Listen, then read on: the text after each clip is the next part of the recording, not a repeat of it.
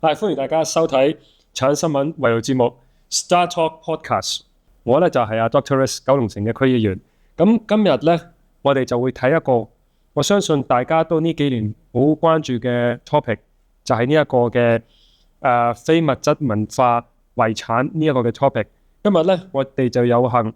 可以請到兩個重量級嘅嘉賓，楊智儀博士。咁佢咧就係呢個桂魚仔嘅負責人。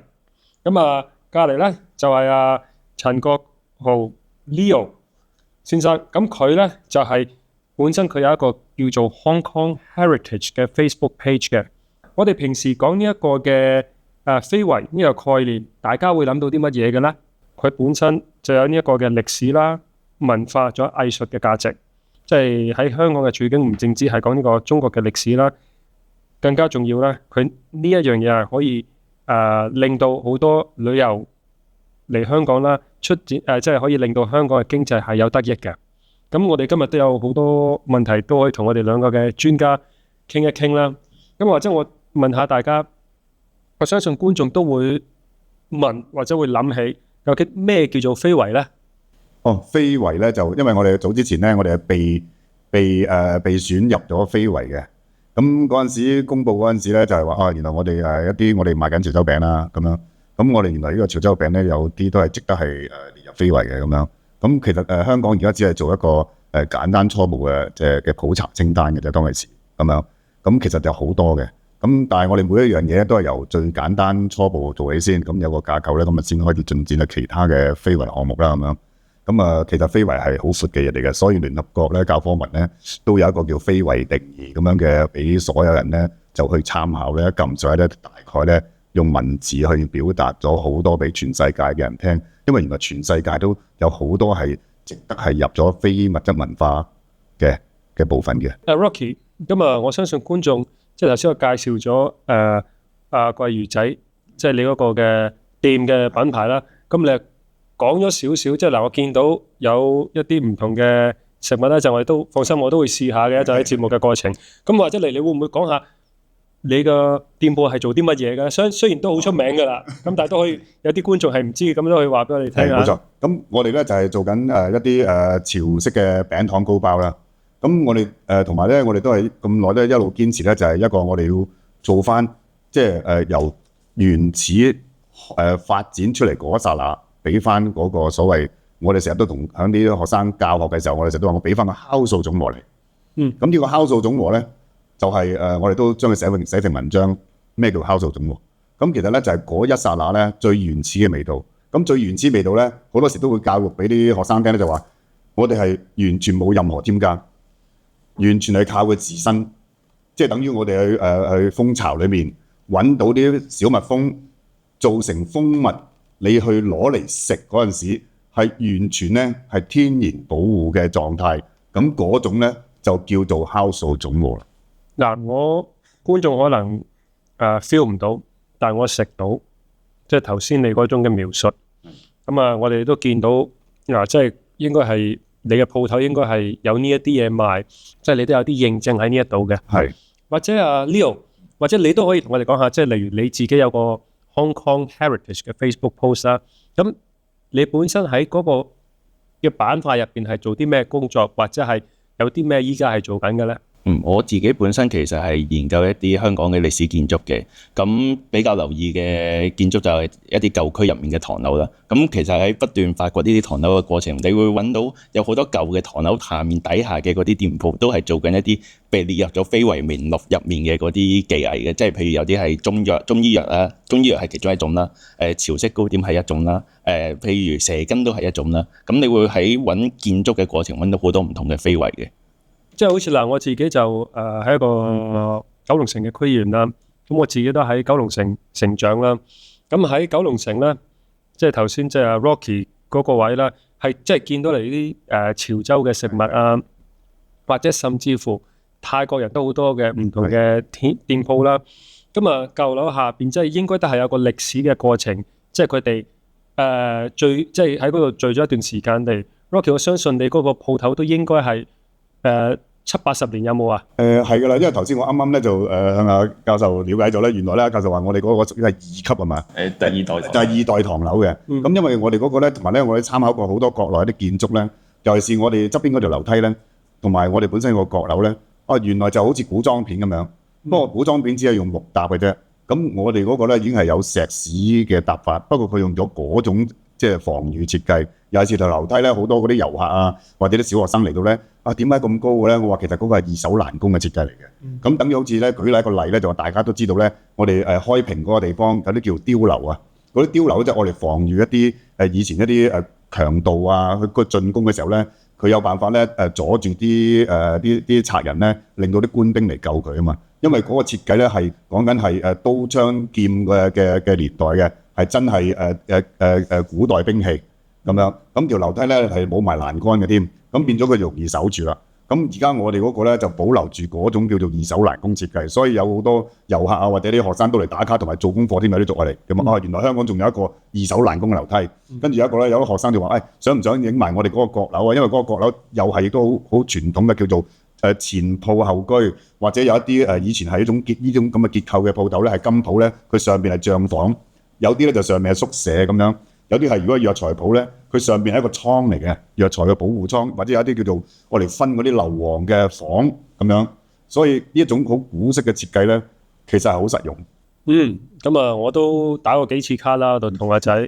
咁或者 Leo， 我又想問下，即係嗱，我哋非遺即係如果用一個英文嘅字面，就係講緊一個叫做 intangible cultural heritage。咁通常我哋一講到 intangible， 即係基本上你係無形嘅。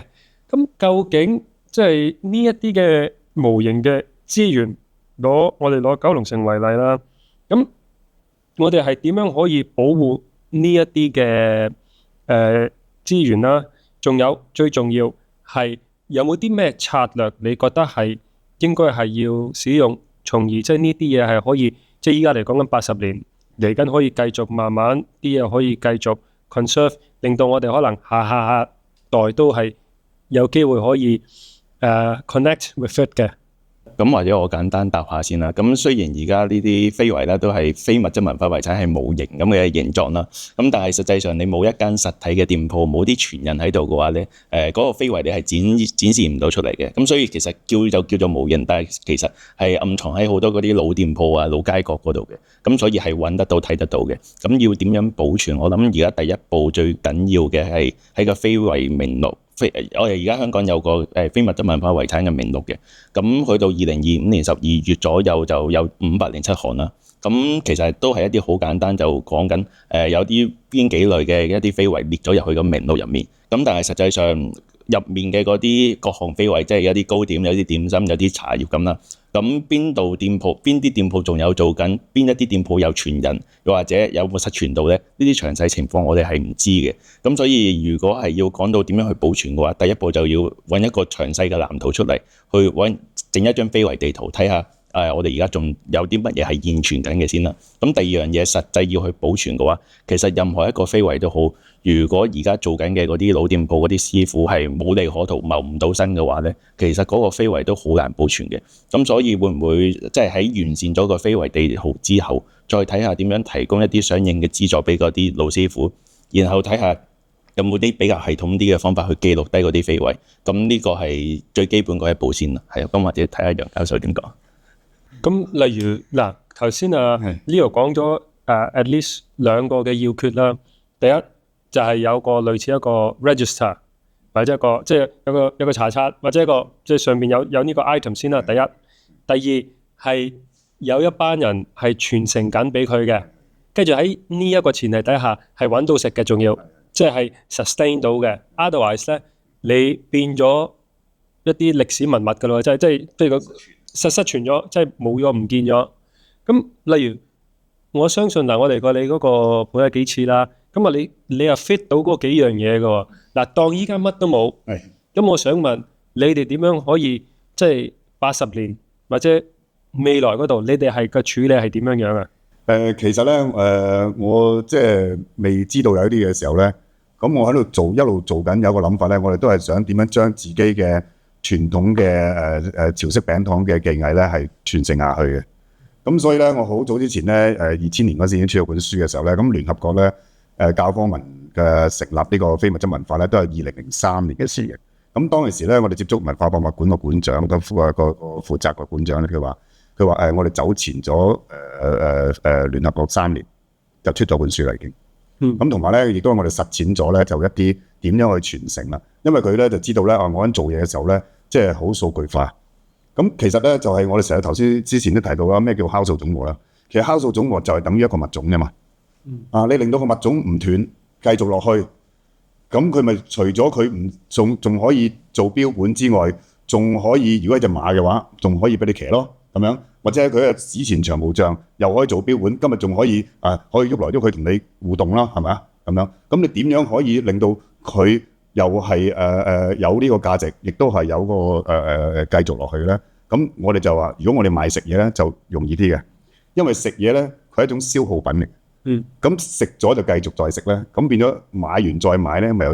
有個經濟嘅支持咯，係嘛？咁我咧就係一路將呢啲最基本嘅嘢咧，就係要做翻嗰個原始味道，跟住咧就令到咧，同埋咧仲喺呢個基礎底下咧，我哋再發展一種即係佢引發嘅擴展空間咁樣，即係叫做將一個最基礎嘅非物質文化嘅核心，再進展到去一啲多角度嘅變化，咁令到咧我哋成日都講嘅百貨合百客，即係我哋將呢個酵素總和擴展到咧即係好似一種叫做效果嚟咁咯，係令到每一個人都感染上呢種喜悅。今日呢樣嘢我可以 confirm 嘅，阿 Rocky 咧就好好，我去親咧咁又會介紹啲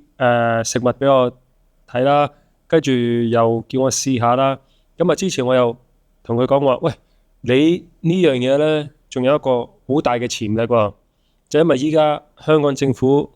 倡議緊呢個即係中東嘅市場，咁清真呢個概念 work 㗎喎，即係你最緊要入邊冇豬油得㗎啦，睇下你可唔可以，如果你本身有嘅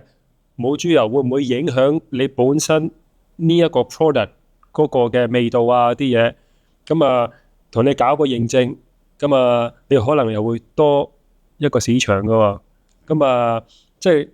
好似頭先Leo你咁樣講，即係我哋即係揾呢啲唔同嘅機會。今日呢樣嘢我可以 confirm 嘅，阿 Rocky 咧就好好。其實咧就多謝提點嘅，咁所以咧我咧就即係咧實行下嘅時候咧，當我諗翻轉頭嘅時候咧。咁其實咧，請你攞盒精裝五色過嚟俾我。咁咧，其實咧，我哋響以前跟師傅學嗰陣時咧，原來我哋嘅潮州餅咧精裝五色，唔緊要嘅，個盒都得。好啦，咁咧即係我哋嘅原來我哋嘅潮州餅咧，就係有以前咧，我哋潮州人咧就周圍去經商啊嘛。咁周圍經商嘅時候咧，咁佢哋咧就用嗰啲營商嘅智慧咧。即係有生意做咧，佢就去諗一啲嘢啦，去諗一啲嘢啦。跟住佢哋接觸到唔同嘅文化嘅時候咧，原來佢哋咧就有一種都係牽涉到養生啊。咁原來佢哋一早咧就上咗去嗰個叫做貢品級。咁貢品級咧，原來佢正咧就係亦都係咧，佢係原來係即係好符合呢個清真認證嘅級別嚟嘅。咁樣原來我哋自然咧就已經係有，不過咧仲有一樣嘢，我哋要以一個合格嘅機制咧去申請咧。原來咧一做就搞掂啦，因為我哋完全有呢個體制嘅一早出現咗，同埋我哋呢個符合呢個體制咧，喺我哋90年代，我哋90年代咧，我哋已經係用咗即係今日嚟講咧，已經係用緊清真認證嚟做個月餅，但係而一路持續10年之內咧，都冇人知道咧，我哋係用咗植物油，因為佢認為咧，我仲係用緊豬油整個咁香嘅餅。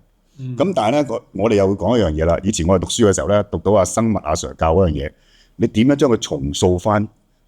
即係史前大象出嚟？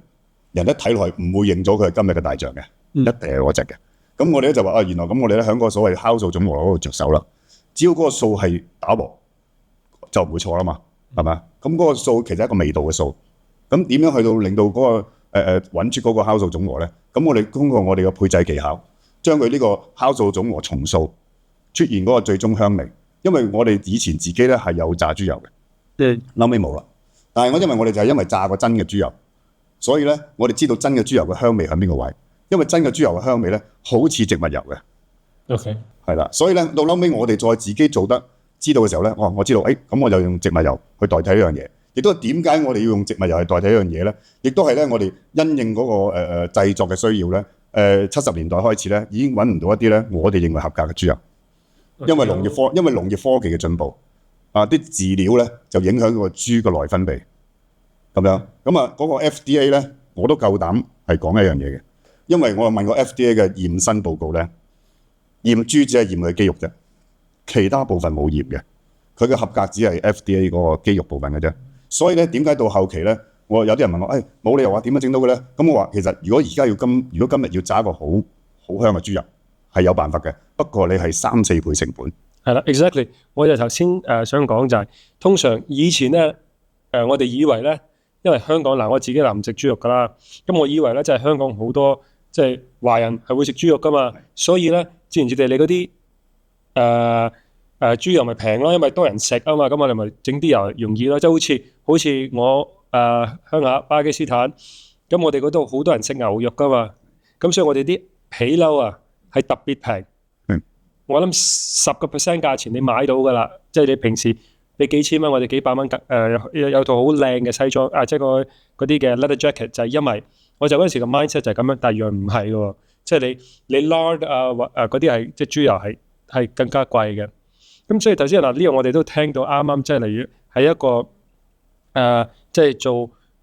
生意嘅角度，咁佢哋都會揾一啲好多唔同嘅 innovative 嗰啲創新嘅方法嚟經營佢嗰個嘅生意模式啊，即係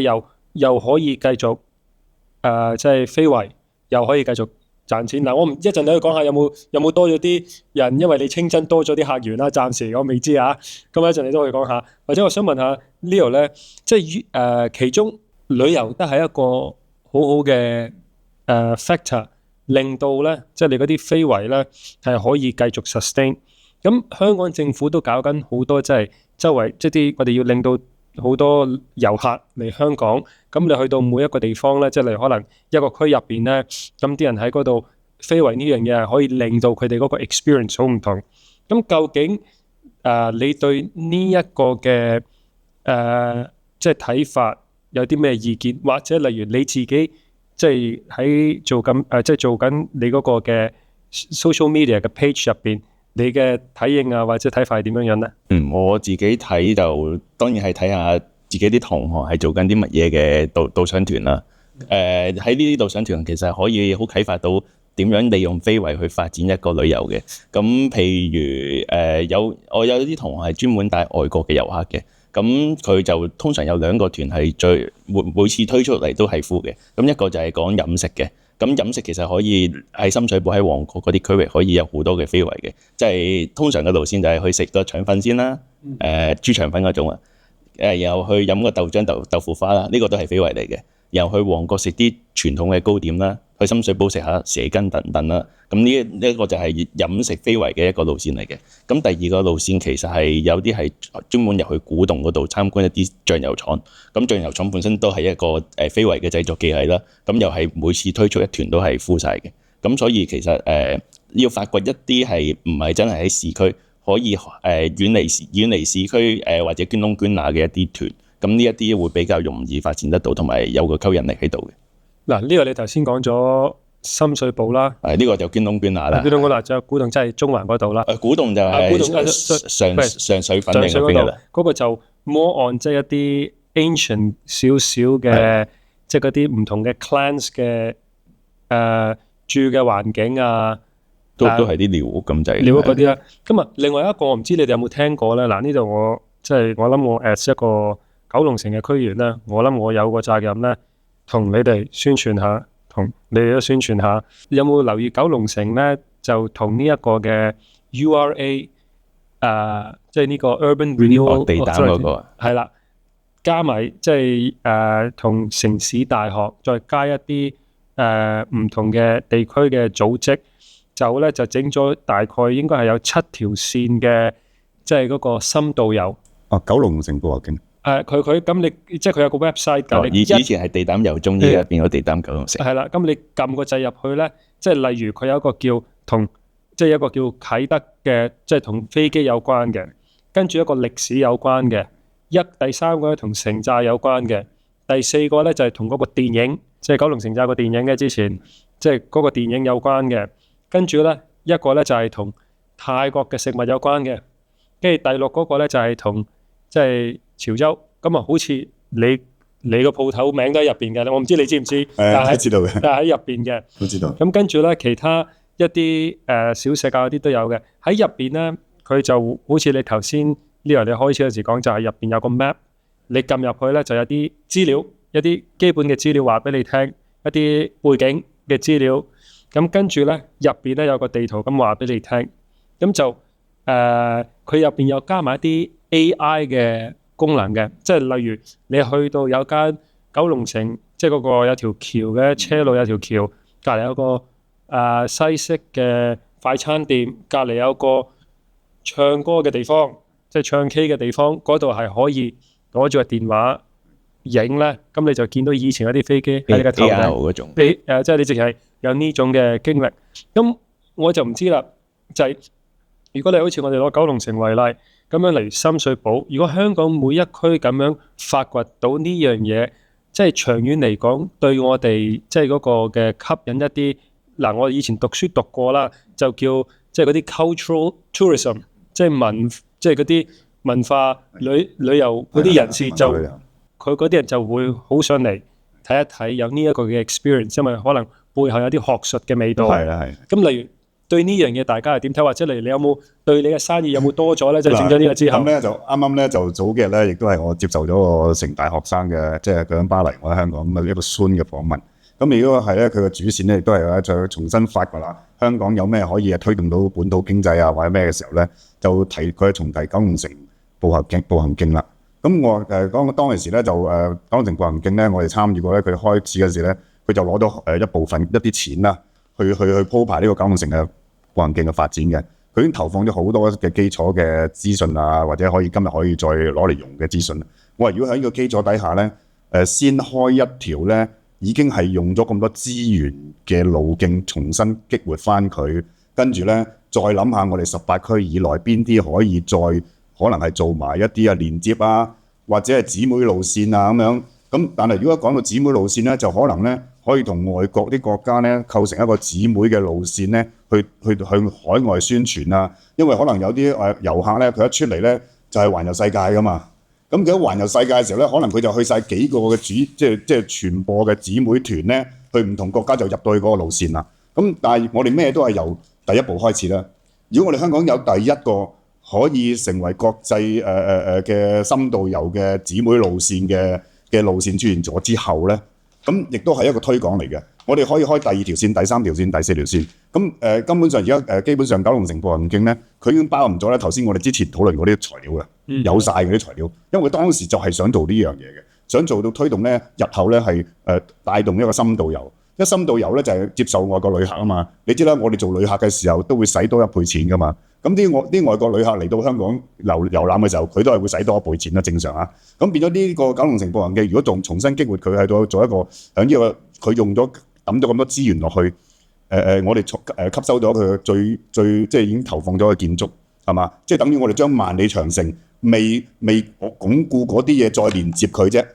咁樣。咁變成咧就起得快好多啦，個萬里長城係嘛？咁等於如果我哋將呢個九龍城步行徑重新激活佢嘅時候咧，咁變咗引發咗好多啦。咁有啲譬如話要向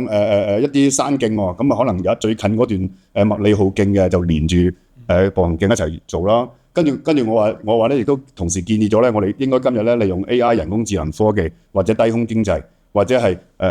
希望咧可以同國家令到國家可以支持我哋咩咧？我話其實咧，我哋每一個深度遊咧可以加入咩咧？機械狗。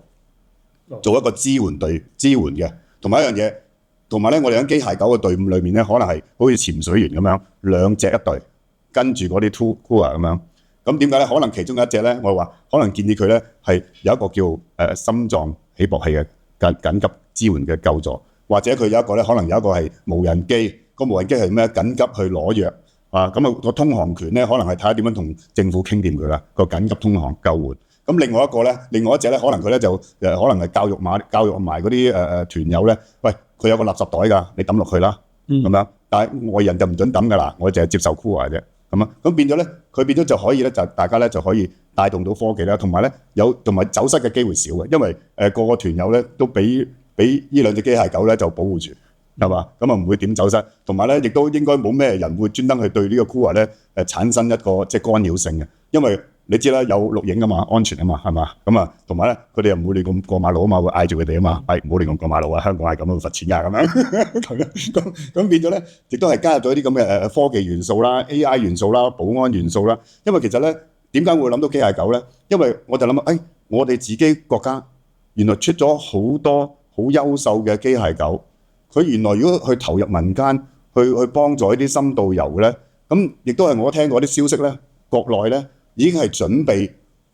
支援嗰啲山嶺嘅深度遊咧，係帶啲人上好似黃山啊，或者嗰啲深山啊，有衛星導航啊，唔會用容易走失，或者有個 WiFi 嘅近距離支援啊，你可以一路用住 WiFi 啊，或者可以臨時俾你叉電都仲得嘅時候咧，咁變咗咧嗰個人民嘅旅遊嘅安全咧，就即係享受緊國家嘅即係發展科技係啦，享受緊國家嘅科技啦。嗱，Rocky 都有啲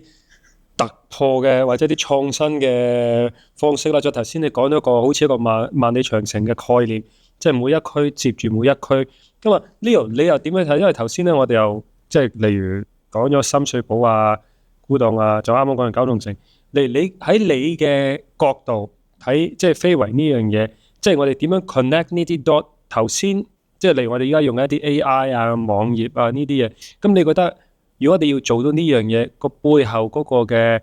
critical 嘅 success factor 係乜嘢？即係首先你同唔同意覺得，即係我哋要做多少少呢啲，跟住第二就係呢樣嘢我哋點樣可以令到佢有係 scale up 到，仲有係有 impact。我當然第一樣嘢我係同意可以做到，即係將唔同嘅非遺 connect 埋一齊，有做到一個好好嘅效果嘅。咁其實以前新加坡有個地方叫金榜格啦，唔知有冇聽過？其實就係當地一個穆斯林社群比較聚集嘅一個區域。咁有回教教堂，有好多阿拉伯風情嘅一啲賣嘢食、賣食品、賣各類手信嘅一個地方嚟嘅。咁又係整咗一張類似文化地圖咁嘅嘢啦。就標晒每個位有啲乜嘢睇，咁其實佢哋都已經唔係太需要有咩大力宣傳，啲遊客就係攞住嗰張地圖就已經可以好好咁去行晒成個區域，咁就連埋流車水附近一帶行晒。咁係其實最緊要，我覺得第一樣嘢係有張地圖先嘅。不過啱啱大家都講咗好多點樣可以進行一個實踐，即係 practical 嗰啲嘢。咁但係自己就比較擔心一樣嘢就係、未來就九龍城又重建啦，咁花墟可能又重建啦，深水埗可能重建啦，咁呢啲其實都係好多非遺嗰啲老鋪聚集嘅地方。咁當如果咁大規模重建發生咗之後，咁仲剩得翻幾多老鋪留低喺嗰啲區域，仲吸唔吸引到遊客咧？咁我覺得係一個值得擔憂嘅嘢嚟。係啊，所以咧，我哋喺嗰個孫嗰個訪問咧，我都提到咧，我話以呢個廣州嘅上下九路為例啦。咁國家當時嘅政策咧，大家都見到啦，佢今日仲喺度啊，上下九路。好啦，但係佢周邊嗰啲咧已經發展得好犀利啦。咁佢已經好成功地咧運用國家政策咧，係保留咗一啲值得保留嘅今日叫做非遺嘅文化嘅街道或者建築啦。咁其實我哋見到九龍城咧，佢個第一步嘅重建規劃嘅時候咧，可能都有啲咁嘅，可能都有啲備用方案咧，係嘅影子方案咧，就已經喺度嘅。因為點解咧？我哋喺70年代嗰陣時咧，去民政事務局咧攞到一啲資料嘅時候咧，佢已經係講到30年之後嘅發展方案，不過只係得一版題嘅啫，飛過帶就算啦。咁其實講啲嘢全部係啱嘅，到後尾都係照住嗰個藍圖做。咁變咗，所以我睇見當陣時嘅幾任嘅特首咧，都係照住嗰個藍圖講咗啲嗰個核心出嚟嘅。嗰陣時應該係港督㗎，係咪啊？嗰陣時唔係，即係2000年嗰陣，而家就97年之後，1997年。嗱呢個我又覺得可以，因為我哋即係我哋自己喺議會工作入邊咧，我哋都即係九龍城區特別咧，就因為有好多重建嘅項目。咁例如我哋都會好關心，即係我哋例如同 URA 啊，或者其他政府部門都係會傾，即係點樣可以即係 maintain 翻呢一個嘅非遺嗰個元素。因為頭先我哋嘅討論入邊，我哋都講過有2-3個 factor 嘅，即係重要。第一就係即係嚟嗰個名清單入邊有冇呢樣嘢先。第一，大家都要認定，即係呢個係非遺，或者或者咧就係我哋要有一個意識，就係知道呢樣係一個非遺。即係可能你整咗好多好嘢，你唔知原來非遺嚟喎，呢啲係可以，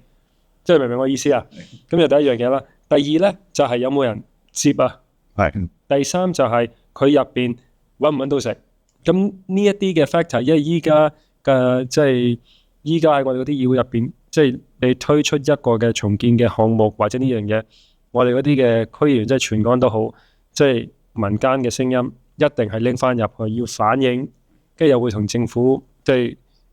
講翻即係嗰個嘅 issue， 咁啊再睇下點樣 work on it。因為走唔甩一樣嘢咧，就係你有 redevelopment 係走唔甩嘅。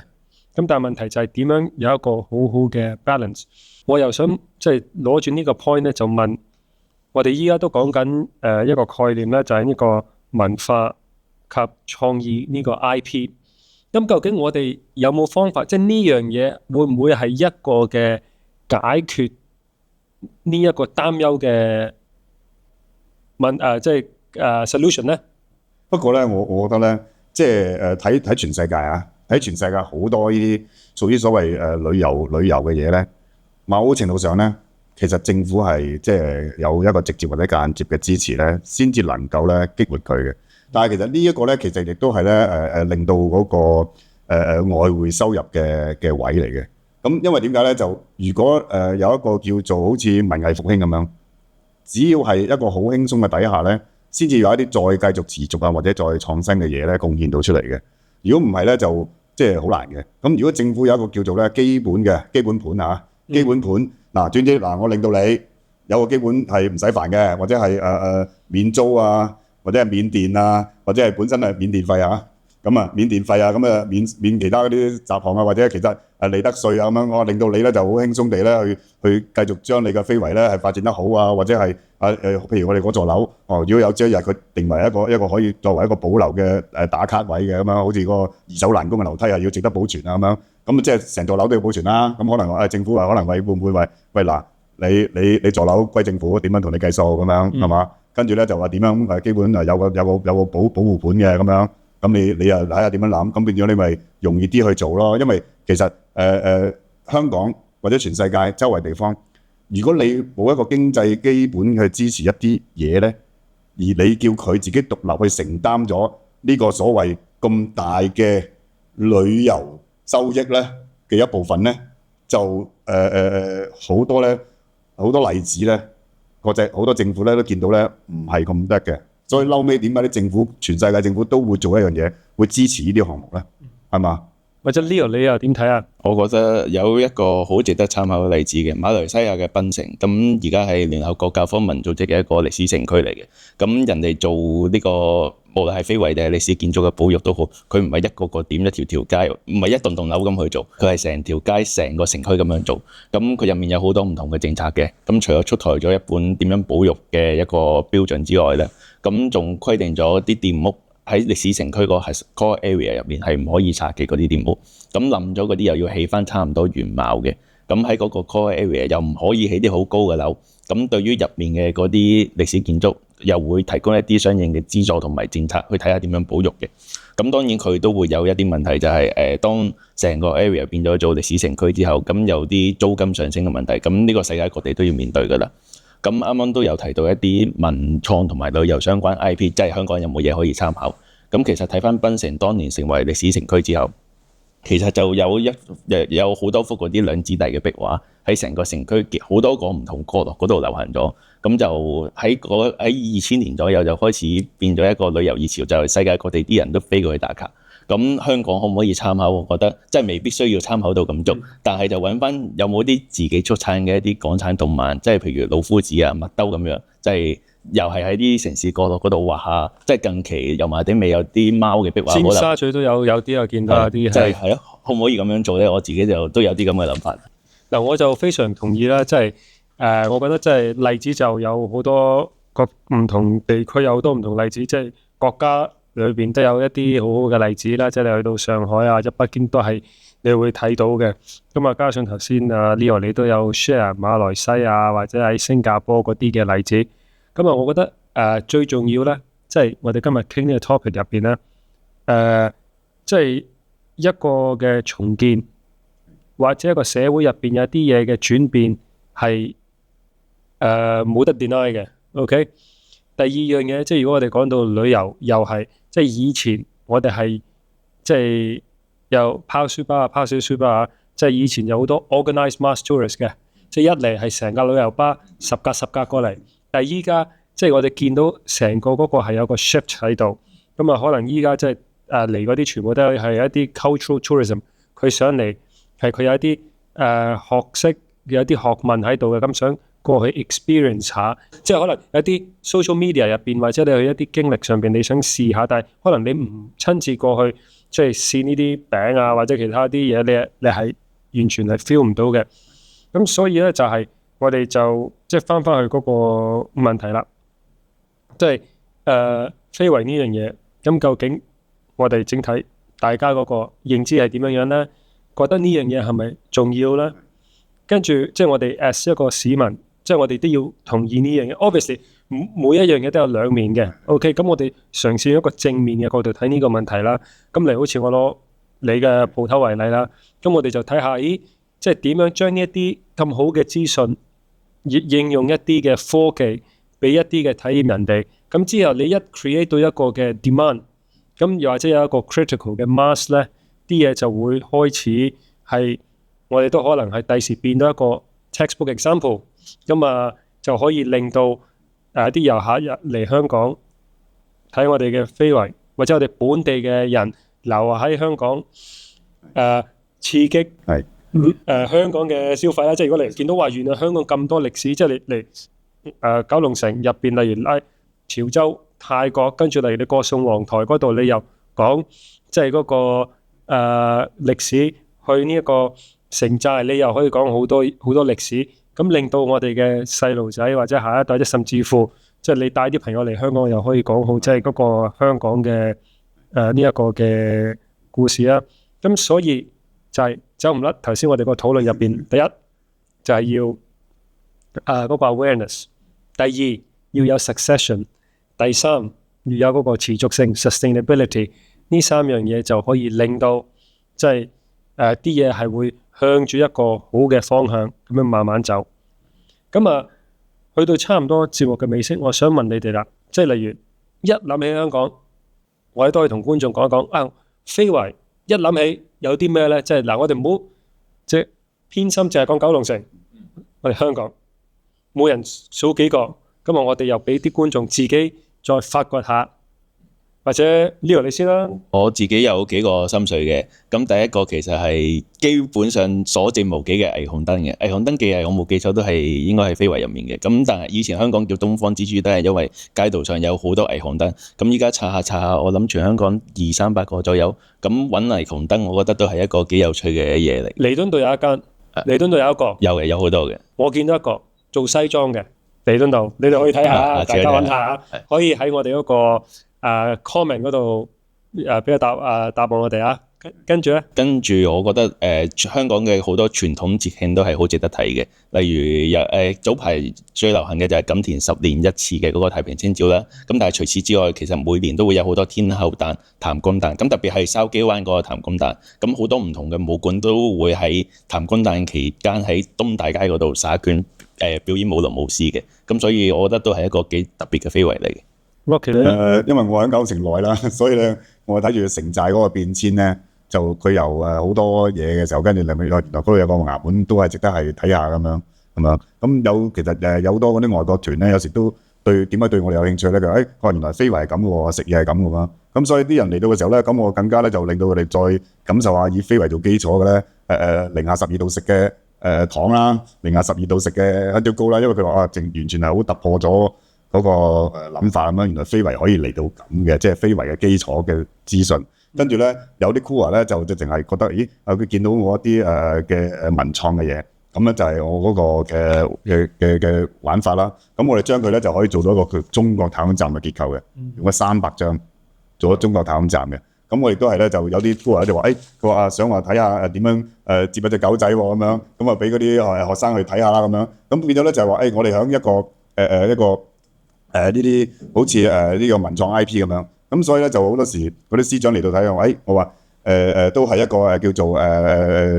創意嘅組合啦咁樣。咁我哋就有時就展示咗一個幼兒版嘅滑翔機咁樣。咁好多時咧就係一個咁樣嘅結合咧。有啲人覺得話點解間咁舊式嘅餅鋪咧，又好似有一啲咁新嘅嘢咧？咁我其實呢個慢慢有一啲我哋最原始嘅一個食品啊，其實佢都有第一天啊嘛，係嘛？咁佢歷史到嘅時候咧，佢就變咗非遺啦，係嘛？所以就話即係有好似譬如今日創新嘅嘢，佢可能就係成為將來嘅非遺啦咁樣，係嘛？所以我哋今日嘅文創 IP 咧，亦都係可以叫做係將來可以做到一樣嘅效果嘅。所以我哋好似話我哋嚟緊都有啲藝術嘅團體咧，都係諗住咧就同我都會嚟拜訪我哋嘅。所以咧就係可以做成呢一啲咁嘅嘢嘅，係啦。其實咧呢個係可以同盲人輔導會合作，因為可以唔使睇住都做到，係啦，靠嗰個觸感，個設計就喺嗰度。所以大家見到個創意嗰個重要性就啱啱真係睇到啦。所以咧我覺得就呢一個嘅 topic 咧，我哋就唔應該 stop 喺度。咁啊，我都會呼籲觀眾咧去我哋嗰個嘅九龍城深度遊嗰個網頁上邊咧就望一望，咁入邊咧就即係我哋嘅民政事務處，再加我哋一啲地區嘅組織啦，即係例如我哋嗰個嘅樂善堂啊、市區重建啊，仲有其他組織一齊整咗呢個網頁，入邊我哋都講咗個7個路線咧，都喺入邊，所以咧你值得花少少時間望一望，跟住落地實測。考察試食，咁咧你一定有一啲好多故事會講。咁啊，今日嘅節目咧就去到呢度為止啦。咁啊，你哋可以咧喺我哋嗰個嘅 comment 嗰個位留 message， 睇下你哋就住我哋今日呢個節目有咩意見啦，個 topic 有啲咩 ideas， 咁或者你有啲新嘅 topic 想我哋 explore 嘅，咁我哋呢一個嘅 podcast 係 more than happy， 揾一啲即係我哋啲嘉賓。同大家做一啲嘅 discussion， 多謝大家收睇，拜拜，